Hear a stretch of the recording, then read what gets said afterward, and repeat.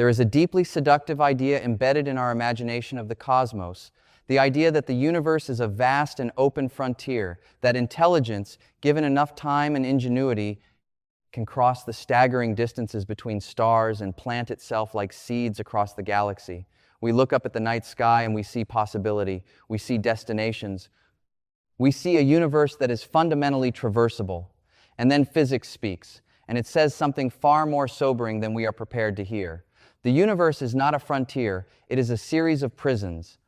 Not prisons built of iron or stone, but prisons constructed from the most fundamental architecture of space, time, and energy. And the walls of these prisons are not merely difficult to breach. They are, to any physical object with mass, mathematically impenetrable.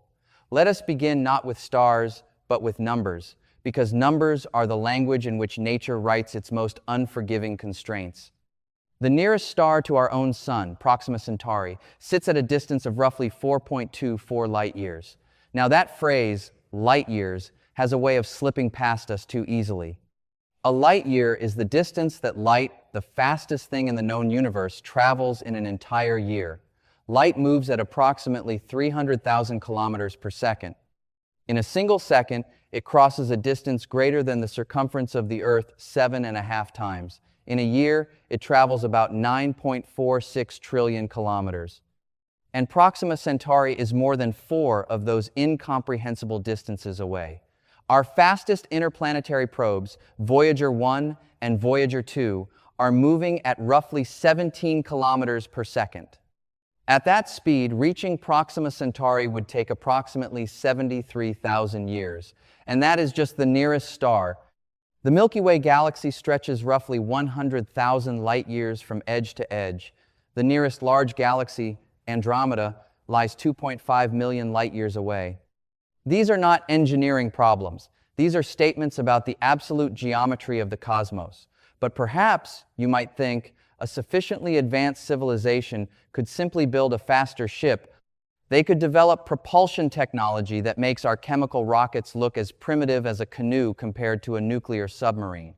And here is precisely where physics intervenes with a ferocity that admits no compromise.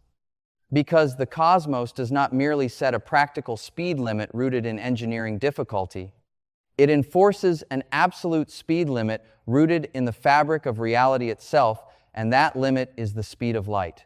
This is not a speed limit in the sense of a posted highway sign that a reckless driver might choose to ignore. It is a limit written into the mathematical structure of space and time, the structure that Albert Einstein illuminated for us in his special theory of relativity. And to understand why that limit is absolute, you need to understand what happens to matter as it approaches it. Begin with a simple question. What does it mean to accelerate an object? In the classical physics of Newton, the answer is clean and intuitive. You apply a force, the object gains speed, and if you keep applying the force, it keeps gaining speed without bound. In principle, you push a spaceship with a powerful enough engine for long enough, and eventually it is moving at any speed you choose. This is the picture we carry instinctively in our minds. But Einstein dismantled that picture entirely. He showed that as an object moves faster, something remarkable and deeply counterintuitive happens to it. Its inertia increases. And by inertia, I mean resistance to further acceleration. The faster an object moves, the harder it becomes to push it faster. Not because of friction or mechanical resistance, but because of an intrinsic property of space and time themselves. Mass, in the relativistic framework, is not a fixed quantity. It is an expression of energy, and as kinetic energy accumulates in an object, that object becomes effectively heavier in the sense that it resists further acceleration with ever-increasing stubbornness. This is the content buried in the most famous equation in all of science. Energy equals mass times the speed of light squared. What that equation is really telling you is that mass and energy are not separate commodities. They are different faces of the same thing. And that equivalence has a devastating consequence for any spaceship trying to approach the speed of light. As the ship accelerates, its kinetic energy grows. And because energy and mass are equivalent, the ship effectively becomes more massive. A more massive ship requires more force to accelerate. More force requires more fuel. More fuel means the ship is carrying more mass. More mass means it needs even more fuel. You are caught in a recursive trap, a cascading demand that grows without bound as you approach the speed of light. Let us be concrete about the scale of this demand. Imagine you want to accelerate a modest spacecraft, just 1 metric ton of payload, to 90% of the speed of light. The kinetic energy required is already equivalent to roughly 2 billion times the energy released by the atomic bomb dropped on Hiroshima. Push that to 99% of the speed of light, and the energy requirement increases by more than a factor of 7. At 99.9%, it has climbed by a factor of 22 compared to 90%. The energy curve does not rise gracefully, it becomes nearly vertical as you approach light speed.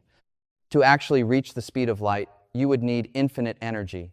The universe is not hiding that energy somewhere waiting to be harnessed. Infinity is not an engineering target. It is a mathematical statement that the goal is impossible. Now here is where the problem deepens from merely daunting to genuinely catastrophic. We have been talking about the energy required just for the spacecraft, just for the payload, but energy must be carried somehow. And the most efficient way we know to carry and release energy is through matter, through fuel. The Tsiolkovsky rocket equation, derived in the 19th century and still mercilessly relevant today, tells us that the ratio of fuel mass to payload mass grows exponentially with the velocity change required. For chemical rockets, reaching Earth orbit requires carrying roughly 9 kilograms of fuel for every kilogram of payload. For a relativistic journey, the numbers become almost surreal.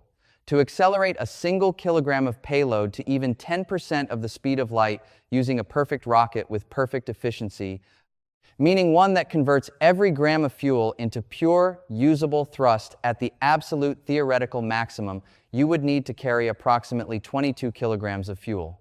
That already sounds manageable.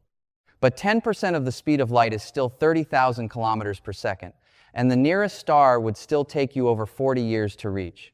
Push to 50% of light speed and the fuel-to-payload ratio climbs into the thousands.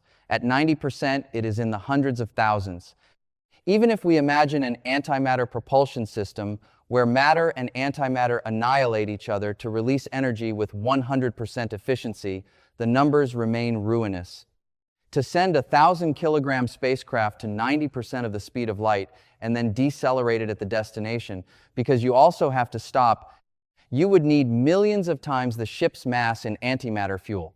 The total antimatter energy budget approaches the annual output of our sun, and antimatter does not exist in bulk anywhere in the observable universe.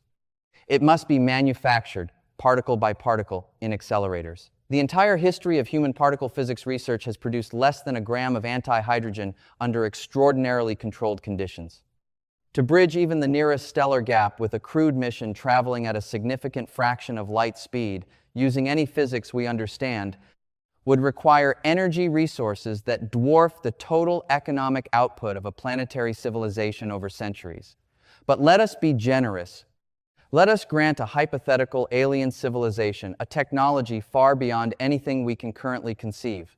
Let us say they have mastered exotic energy sources we have not yet imagined. Let us say they can extract energy from vacuum fluctuations or harness the output of their star with perfect efficiency. Even then, the physical laws governing mass, energy, and relativistic momentum do not relax. The mathematical structure of space-time does not offer any shortcuts.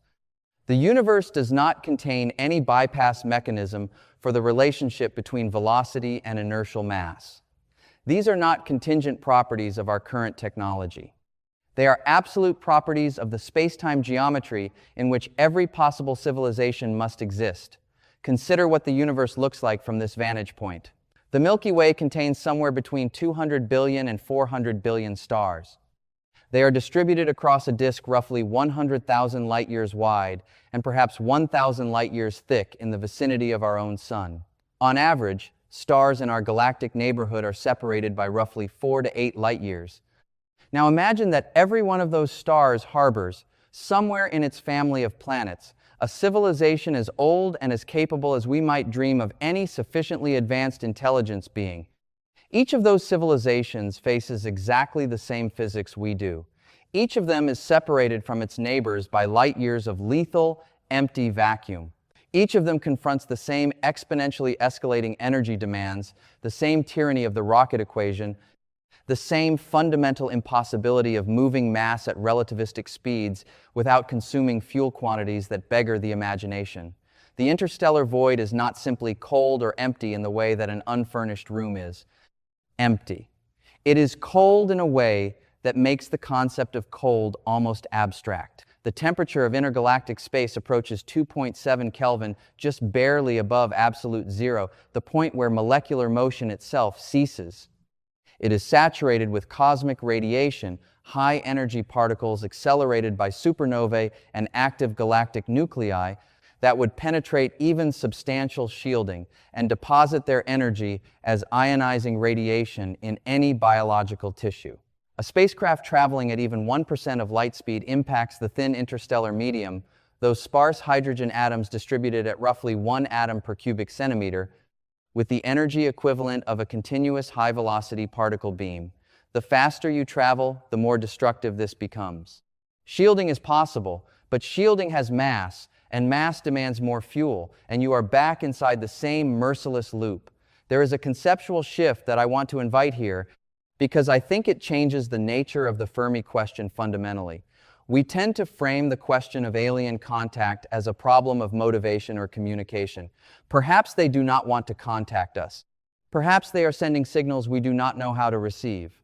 Perhaps they are too alien in their cognitive architecture to recognize us as worth contacting. All of these framings accept, implicitly, that physical travel between stars is at least theoretically achievable, that the question is one of will or method rather than physics. But physics renders that framing moot.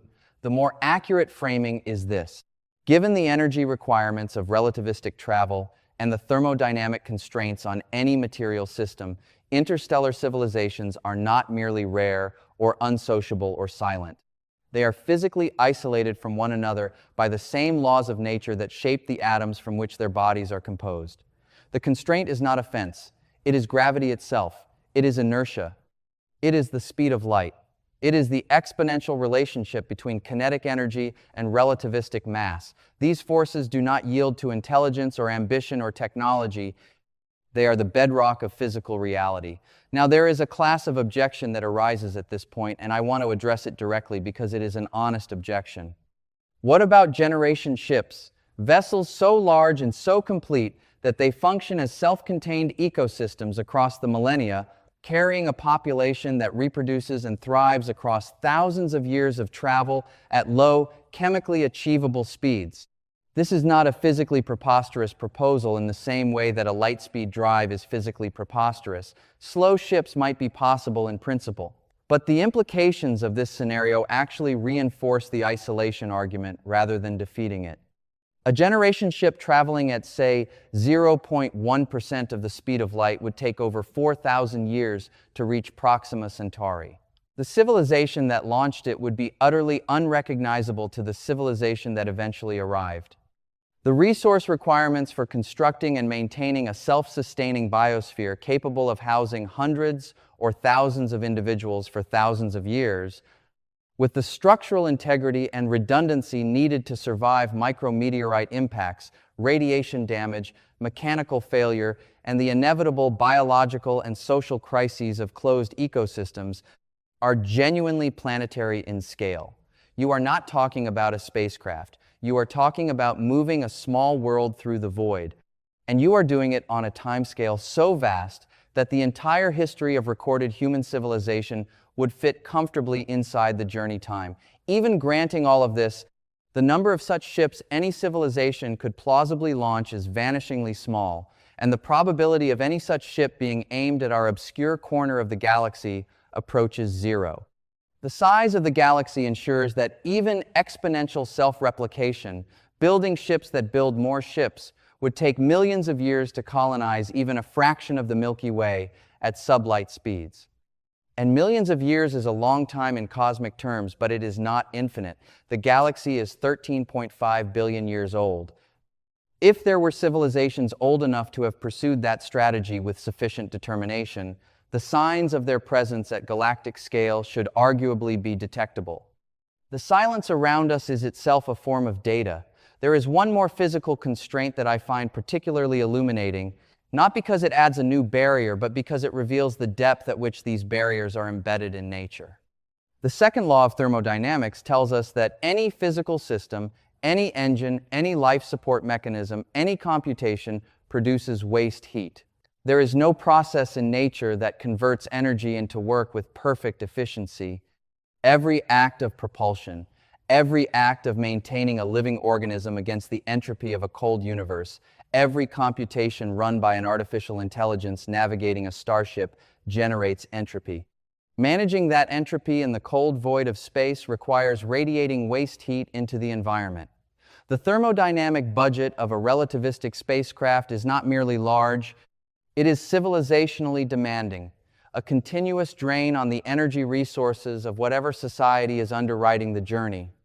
And the longer the journey, the more total entropy must be managed, the more total energy must be expended just to maintain order against the universe's persistent tendency toward disorder. This is not pessimism. This is not a surrender to limitation.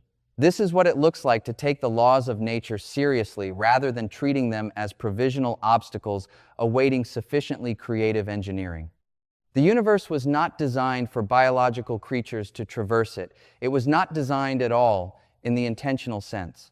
It simply is, with the structure it has, governed by the mathematics it obeys. And that mathematics is deeply inhospitable to the movement of matter across the yawning emptiness between stars. The most profound implication of all this is perhaps philosophical rather than technical. If we accept that the physics of special relativity, inertia, thermodynamics, and the rocket equation apply universally, not just to us, but to every civilization that has ever existed or will ever exist in this cosmos, then we arrive at a picture of the universe as an archipelago of isolated islands of warmth and complexity, each one separated from the others by oceans of cold and emptiness so vast that no ship can meaningfully bridge them on timescales relevant to any continuous civilization. Life, wherever it has managed to ignite the improbable flame of awareness and intelligence, is almost certainly doing so in profound isolation, bounded not by the limits of its own ambition, but by the absolute geometry of the cosmos it inhabits. That picture is not diminishing. It is, in its own way, extraordinary. It means that whatever intelligence arises in a given solar system has to find its meaning and its purpose within the confines of a single star's gravitational family. It means that the universe, for all its staggering scale, parcels its conscious moments into sealed vessels, each brilliant and self-contained, each confronting the questions of existence without the possibility of consultation with distant others. The physics that